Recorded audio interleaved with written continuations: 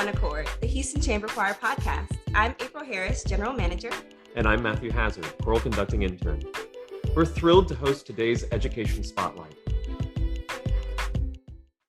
This episode is provided in part thanks to the generosity of Silvercrest Asset Management Group, celebrating its 20th year in business, providing bespoke investment solutions. Today, the Houston Chamber Choir shines the spotlight on educator Heather Orr and Montgomery High School and Montgomery ISD, where Heather has been choir director for over 20 years. Heather is pure choral joy personified. Singing for joy and creating joy in others through singing comes so naturally for her. Her talents as a director and passion for music have inspired countless students. Some of her students have become educators themselves and continue to work with Heather in guiding the future choral scholars at Montgomery ISD on the middle school and high school level. What a beautiful legacy. In the 2021-2022 school year, Montgomery High's top mixed ensemble, the Montgomery High School Madrigals, received the honor of being invited to perform at the 2022 Southwestern American Choral Directors Association Conference in Little Rock, Arkansas. This will mark the first time the mixed choir will be represented at the conference. Go Montgomery High Madrigals! After the interview concludes, stay tuned for a sensational choral music selection performed by the Montgomery High School Choir. Enjoy! Heather, congratulations on the huge event, taking Madrigals to ACDA. That is so huge. Yes, thank you very much. For someone that's kind of a choral newbie, could you explain what ACDA is, and for this region, if there's any differences for that? Well, ACDA stands for the American Choral Directors Association, and that's the national organization. And then there are divisions, and so Texas belongs to Southwest ACDA, so the Southwest American Choral Directors Association, and there are actually 7 states that are part of Southwest. Hey, nice. Texas represent. Awesome. Texas always representing, but representing us thoroughly, through the thoroughly amazing lens that is Heather. Yes. Thanks. Yeah, because this is kind of amazing because you just took your women last year to National ACDA. Well, I say took, but can you elaborate a little bit on that? Like what happened last year? So last year we sang at ACDA, and it actually became a virtual convention. And so we recorded 15 minutes worth of music and put that together, and it was actually really fun. We had a videographer who came out and actually came to Montgomery, and we were able to go to on location and record, and it was really fun because the girls felt like rock stars. We were able to go to Old Dobbin Station, which is a very historical place in Montgomery, and then St. Mary's Church, which is one of the oldest hand-painted wooden churches. And we filmed there too. So it was fun for all of us. Wow, yes. You say that he felt like rock stars, but they absolutely did look like them, because I remember sitting in California at a friend's place watching the entire convention. And I remember seeing your choir there, and I was like, oh yes. That was amazing. Yeah, they're stunning. And actually, I have to tell you just a little bit more on that story, because this is actually really neat. My husband I said, oh my gosh, we have to find someone to record this now. In Montgomery, where are we going to find someone, and how are we going to come up with the money to pay for someone to do something like we want? And my husband was in Walmart, looking at the meat, and this man, he started talking to this man who happens to have his own company and records, and had just moved here from the Dallas area. And we had him out to the house and talked to him about recording and making the video. And he thought through the whole thing. He said, I have a vision for all of this. And I imagine, having, the drone come in and showing the place, showing the girls. I have a vision of them opening, with the doors opening and them walking through. And he had this whole vision of all the locations. And I remember looking at him and saying, that sounds incredible, really incredible. So how much is this going to cost us? Like, are we going to be able to afford this? And he said, oh, Heather, for this program, I'll do a pro bono. So he did the whole thing for free. Wow. I know. For an amazing production too. I know. And it was incredible what he did. He put it, I know, it just takes your breath away. You go, what? and I asked for in St. Mary's. We went and recorded there. They didn't want any type of donation whatsoever. We went to Dobbin Station. They didn't want anything. I mean, all these people were just so giving and so helpful and helping us make this whole thing happen. So I just think that's really neat. Oh, that is so awesome. Heather, I get the impression that your life is just like a string of incredible, like not diminishing encounters and experiences. It's like just you have like extraordinary luck. Like everything where if you were to walk through a field, like flowers would bloom right next to you. I think like every step, like I so got that impression. I mean that in like the highest compliment, because like people who send out good energy often like stir good energy, and I've noticed that like anytime that like I think the two occasions where I was working with your choir, like you're just like, oh, let's try this place. Can you do this place? Oh yeah, let's just like bada bing, bada boom. It was like in a couple days, bam, and I was like, what? Oh my gosh! Like I love how everything just kind of like happens perfectly. Well, and I have to say, and I have been incredibly fortunate. I do think so. My husband is a huge support. My kids, my own children, Carly, I have twins, Carly and Abby. I have my son, Christopher, and then my youngest is Claire. All of them are in music. And I've been fortunate to have them with me through the journey the whole time. But my husband has been a huge support system, and things do just kind of happen. Like they fall into place. I remember they were taste testing at Costco. And we were talking to the person, and she was from Bulgaria. And my husband said, hey, Heather, don't you need help with some diction? Yeah, I've got my music in the car. And so I ran out to the car, I grab my music, and I go up, can you help me with this? And so she speaks all the diction for me. So things like that just kind of happen. Yeah. And I don't know how they happen. And it's funny when you think about it. But things things just fall into place, and I'm really fortunate in that respect. So Heather, a question that I like to ask a lot of our interviewees: when did you first get started in choral music? Like, what was your first introduction to this wonderful thing that you've made your life, your passion? Ironically enough, my background is not in choral music. I did choir in high school, junior high and high school, and I grew up singing. My grandmother played the organ, my mom played the piano, and so I would sing Barry Manilow, and my grandmother would play the organ, and her neighbors would come over and watch. So naturally, I wanted to be a performer, and went to school for voice performance, and then graduate school for vocal pedagogy. While I was actually in the middle of getting my degree, I worked at it was a summer stock theater in Indiana. And so we did 5 shows in 6 weeks over the summer. So during the day, I'm rehearsing Lady Tiong, okay? And then at night, I'm singing Josephine. So it was so much fun to do so many shows. And it was a whole week of rehearsal during the day, and then at night performing a different character. And then we'd rotate, and then the next show, and then I'd rehearse another person. So it was really fun. But they liked my energy, I guess, and they were desperate and needed someone to teach their children's choir, and as for the whiz.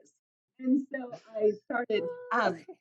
I taught the music for the musical and taught the kids. And one thing I realized is that it was really exciting to watch the kids experience the learning, experience the music. And it was kind of the same type of high of being on stage and having that feeling. And so from that moment, I was like, okay, I want to do this for real. This would be really fun to be a choir director. So, so I finished up my master's degree. Yeah, I finished up my master's degree at Ohio State, and I student taught. Ironically enough, I only had to take like 3 classes, okay, in order to get the music ed to take the certification test. But I took those 3 classes and student taught, and I was certified. And I started teaching in Ohio for 1 year. I taught in 2 separate school districts. So in the morning, I was teaching kindergarten and 6th grade. And then in the afternoon, I taught 7th and 8th grade general music. Yeah. Wow. So yes. Kindergarten through 6th grade or kindergarten and 6th grade? Kindergarten and 6th grade. Oh, yeah. wow. I was thinking like that's a lot. That's a lot on your plate, but then now putting those 2 together is kind of hilarious. And then, yes, and I would even I wanted so badly to teach high school. Then during my lunch period, I would actually go to the high school director's room, and she was incredible. And I would just sit in on her rehearsals and observe what she was doing. And I learned so much from her that year. And and then the next year we did a tour, a worldwide tour of interviewing for jobs. So my husband was working for Fidelity Investments at the time, and we could either move to Chicago, we could move to Houston, or we could go Fort Lauderdale or Boston. And so took a Southwest Airlines tour. We actually flew to each place, and I interviewed at Eisenhower High School in Aldine ISD. And it was just, I met the principal, Fred Richardson, and they were going to actually shut down the program. And I asked for the chance, to make something happen. And he believed in me, and he took me under his wing. And then I started the program at Eisenhower. Yeah. Great. Fabulous. Yes, I was there for 6 years. And then after the 6 years there, the principal here at Montgomery called me and asked me to come up and interview for this position. And so I've been here 21 years. So Wow. Oh my gosh. so this is my 27th year to teach. Yes. I would not. Wow. I don't believe you. I just don't. You look fabulous. Yeah. Thanks. Oh my gosh, wow. You've built more than one program. That is outstanding. That is incredible. I was so curious because like listening to your choir and our listeners will get to hear like the recordings you sent us, which I'm so excited. Your choir has they have such a warm and thoroughly developed tone. Like I haven't heard high schoolers sound like that. Like your sopranos and altos, they're so mature. They sound like they've been singing for years and years and years and years and years and like have incredible training. And your tenors and basses have this warmth. Like it is such a gem to see like the triple threat of choirs, which is like, okay, not only do they sound incredible like as a sound concept, but they're so musical and they are so sweet. And I think that must be a reflection of you and the way that you've raised them, so to speak, because like I remember just stepping up in front of your choir and they were just this warmth, this welcoming energy, their enthusiasm to be there. They love what they're doing. They love singing for you. They love singing, period. And you can tell that they're there for all the right reasons. So how'd you do it? Well,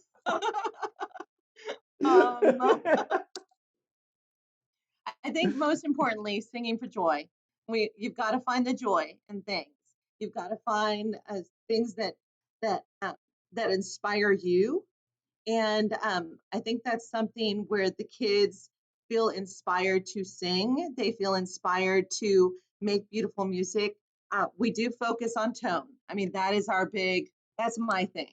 And actually, Betsy Weber is the one who actually, she was a clinician for us went at a magical festival one year. And the thing she said was everyone, how did she say it?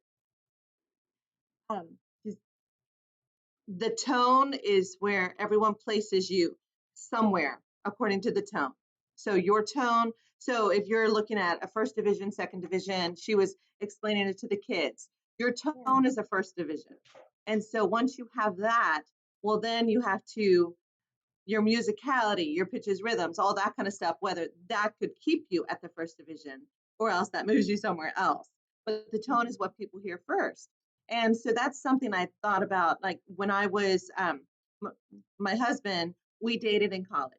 And so he would sit on the practice room floor, okay, as I was practicing, okay. I don't advise it because he is not a musician.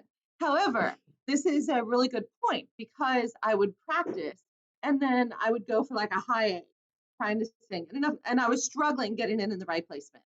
And he would say, you know, Heather, that note right there, that one, that just sounds, it doesn't sound like the rest. It doesn't sound very good. And I'm like, I know it doesn't sound good. Thank you. And but if you think about it, a person who is not in music, all they know is what it sounds like. They know, do they like it or did they not like it? They're not thinking, where's the placement? Where's the lift? Or they're not thinking that kind of thing. They're thinking whether it sounds good or not. So I think tone really is the most important thing you can do. They don't know about your diction. They don't know a lot of times about your rhythmic accuracy, but they know what it sounds like. And so tone really has to be the forefront of everything. That is such, that is such wise and sage advice. You know, it's so interesting being a UH student and literally just talking with Dr. Weber like this afternoon. And she mentioned the same thing. We were talking about clinics and honor choirs and everything. And she mentioned the same thing. Tone is the very first thing that, that you land on. That is sage advice, I think, for any chorus, like any choral director. People can immediately recognize excellence, whether or not they understand it. Right.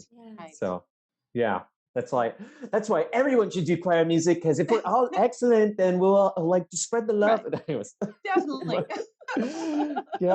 But I'm so interested for someone who has performed at so many conferences. Like, how do you choose a program? Like, where do you begin? Well, I love looking at music and I love researching music. I love going to different websites and listening. YouTube is just a godsend because you can find everything on YouTube. And I just think it's so much fun to put together a program that's interesting and kind of out of the norm. Okay, following something more modern with a classical piece or changing up the order of things and not necessarily going in period order. Okay, but changing it up so that it keeps the audience, not only your musicians interested, but it keeps parents. It keeps parents and friends who have come to support the choir who don't really know a lot about music, but they know what they like. And so it keeps them interested in the program also. So you would say that in terms of like conference programming and just general programming, you have that same approach. Yes, definitely. Wow. So for and I would love to hear about this for both your upcoming concert at Southwestern ACDA and also last year's at National. When did you start working on the music? Like how much time did it take? Did you introduce some the semester prior and then like kind of work their way up? I know some choirs do that. Or were you just like, nope, this is just like any other concert. We're gonna just dive right in. So, and just a little story for you. When we were preparing for a convention in 2010, I had one of my a huge mentor of mine came in to listen to the choir. I said, and how are we doing? Because I feel really good about this and I love it. And I think we're doing really good. And he said, do your whole program for me. And so we did our whole program and those girls they were working so hard. And he asked about one of the pieces and he looked at the girls and he said, so let me ask you, Welcome Yule. You probably learned that like for Christmas, didn't you? And they were like, yeah, like, so nodding their head. And he said, high flight. Let me guess, you did that for fall concert? They were like, and he said, gosh, you guys have just grown so much this year. And I went, oh, you can tell the difference. Oh my gosh. Oh And, no. and he said to me, I think you need to drop high flight. I was like, that's like a staple in the program. We can't do that. And I told the girls, and the following week, I said, this is his suggestion because we're not singing. We're singing Welcome Yule, like, these amazing singers, but High Flight, we're still in, back September tone. And Wow. I said, so we got to do something. So we had to work so hard to relearn some of that muscle memory and really work on it in order to get it to where it needed to be. So that's why even this year, we looked at one of our pieces. We started looking at one of our SWACDA pieces in around, I guess it was November. We started playing with it a little bit, but mostly everything was December. Okay, Wow. we started it for our magical dinner. Jeez Louise, such fast turnaround time. Yeah. And yeah, because I know that people like some, well, I know I've seen people who play really, really safe, trying to make sure like, okay, every note is right in the perfect place, but that's something that I wouldn't even thought of. And like for the change to be that dramatic that it could be noticed. Mm-hmm. Wow, oh wow. Well, I guess they must have really, really grown. Yeah. Yes, they did. So Fabulous. it's just it's something where I think giving the kids the opportunity to say, hey, this is when, here's our music. Now they've had their music so it was prepared, it was ready, it was solfeged, it was ready to go. And I'm sure several of them were looking at it along the way. But our real work, on it started this summer. Wow. Okay. So, I was talking to your daughter Carly, who's a part of the Houston Chamber Choir and is just as energetic and spirited and lovely as as you are. It's like, oh, so that's where you get it. You get it from your mom. And she said that something was she had mentioned how significant this upcoming performance with the Madrigals at Southwestern ACA is. And do you care to elaborate why it's so It's important? well, and that's it. So this will be actually, it's exciting because this will be our 7th convention as Montgomery High School, and so I know it's really exciting. However, prior to this, all the 6 prior have been with the women, the Choral women, and so this is the first time that the mixed group has been invited. And I think that's really exciting. The men are such hard workers and they are so driven. And I'm so excited for them to have this opportunity to perform. And there's something special about a mixed choir. There's something just really neat to watch them together and to inspire one another and hold each other accountable. I think it's just really a neat, I think, environment for them. So it's special to me too, because this is something that we've been striving for such a long time. Oh, fabulous. Congratulations. Thank you. Yay. Um, yeah, I mean I can see what you're talking about too. I mean they work. It was so interesting. So I guess backstory for anyone who's listening. So I'm so pleased to share that Please Heather do. and the Montgomery High School Madrigals are performing The Lamb, my setting of The Lamb. Awesome piece. Awesome. Oh, thanks. Which Houston Chamber Choir just performed this past December. Hence how you had heard it. And the 2 times I worked with your choir and like I noticed that the culture of accountability, of being invested in the product, that is something that's really intriguing. The way that your students would be like, hey guys, just so you know, this is something that we need to think about in terms of tone. This is something that we need to think about in terms of music. And I was just like, yeah, yes, yes. Yes. So is that something that is naturally born out of the culture? Like, have you noticed that with your students, or is that something that like they get so invested that they remember those things and then they're reminding the choir, like as like a form of reflecting your teaching, or how do you think see that reflection? it's definitely a combination of everything. I have to say most of them come from our junior high program, and we have an incredible junior high director, Joey Vanzuelo. He is just out of this world, and he taught here at the high school with me for 7 years, and then went to the junior high. And so he is just so good and so dynamic. And so the kids start getting that love for music from him, and then as they grow and they get to the high school program, just more opportunities open up for them.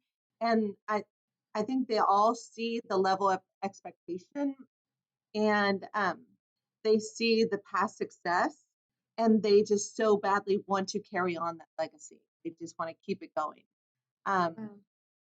Yeah, I think it's just something where it's just, and it just keeps continuing. This cultural momentum. Mhm. That's I also like how it takes a whole village. Yes. That Yes. is so beautiful. And also biggest and best of luck on your performance tonight. Thank And you. and for Southwestern ACA, it is going to be so ACDA, fabulous. yeah. I cannot wait to, please tell me they're recording it. Yes. Are they? Mhm. Okay. Mhm. All Yes, right. definitely. Oh goodness. Okay. I'm going to be so there in spirit. Great, I'm great. And gonna we're be able to- singing the Lamb tonight. We're singing the Lamb. Oh yay! If you want to record that too, then Yes, yes. It should be a great night. We're combining with so just in the past couple of years, our school split. So Montgomery High School split, and we have Lake Creek High School, which is now our sister school. And so Oh wow. yes, that was yes. And so Geez, but did what's half your choir many- like? yes. Yeah, like how many Yes. students did you end up losing? to Oh, a the, lot. Oh Wow. geez. Yes, and so, but what's so neat is that Cameron Carnley, who was my assistant here and actually my student, and he went through the Montgomery program, and he actually went to the new school, and so he started the program there. Oh, And beautiful. so So they it's just still had like that, like familiar yes, face, mhm, family, someone they yes, knew. Okay. yes. And so tonight we're combining actually with Lake Creek. So we're going to both have our a cappella groups sing for each other. Our madrigal groups will sing for each other. So it'll be Oh, fun. so it's So like former Great time. classmates like making me. That is so yes, beautifully poetic. What year was that? Did you say that they split? it's been 4 years now. 4 years. Mm, Wow. Yes. wow. Mhm. Okay, so a full cycle of students. So Full now, cycle. They're yeah. seniors now. Hmm. Wow. I know. I That know. So is. it's special though. It's special to see him grow and him, create that program there. So it's just really neat. And we're kind of homegrown because even my junior high with Joey Vanzuelo there, um, his assistant was my student also. And so like Reagan is there too. So we're all kind of they're coming back to teach. Oh my gosh, you've raised so many wonderful educators and then worked with them and then they go Yes. off and Yeah, do the second. they're an Yes. inspiration. They definitely are. They bring so much joy to the whole program. I just want to say it's almost an understatement of how much this is your destiny. And I'm just so happy that we got to, get a little glimpse of that. Matt, Yeah. especially working directly with you, Mhm. and then us being able to have the opportunity to interview you and hear a special performance from your Mhm. choir as well. So Yeah, thank you thank you. again Thank for you this so much for having opportunity. me. Of course, thank you so much for joining us. Like your energy is infectious and I love you Truly, and yeah. I love Carly and Yes. I feel like we're family. So Yes, I'm definitely. so You're part of the family. Definitely. I'm so glad we could ensconce it with a nice podcast. Yes. Podcast interview. Like I want to know all of Heather Orr's secrets. So how are you so Truly. amazing? Yeah. Yeah. Gosh, thank you. Special thanks to our seasoned underwriter, Silvercrest Asset Management Group, our donors and partners for their consistent support, to our phenomenal guest, Heather Orr, and to you, our listeners, for tuning in. And now, please enjoy a special selection performed by the Montgomery High School Choir.